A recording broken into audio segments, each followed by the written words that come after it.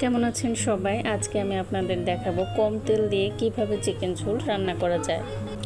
এখানে প্রথমে আমি মশলা তৈরি করার জন্য নিয়ে নিয়েছি পেঁয়াজ, রসুন, আদা, জিরা, দারুচিনি।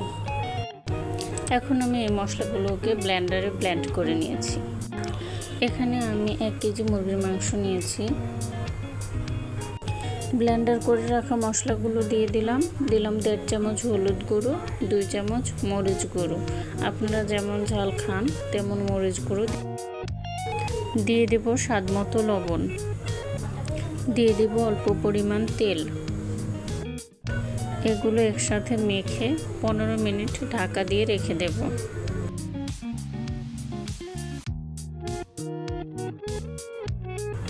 এখন আমি সেদ্ধ করে রাখা আলুগুলোকে লবণ হলুদ দিয়ে ভেজে নেব।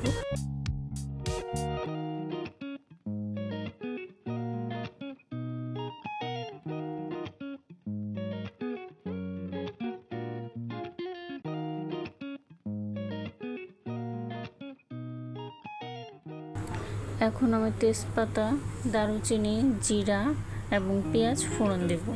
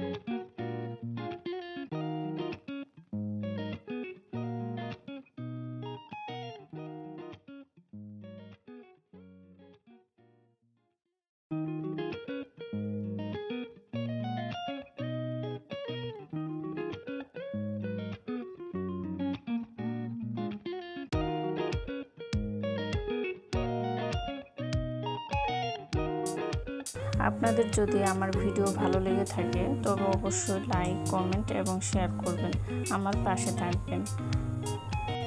ভিডিওটি দেখার জন্য আপনাদের সবাইকে ধন্যবাদ।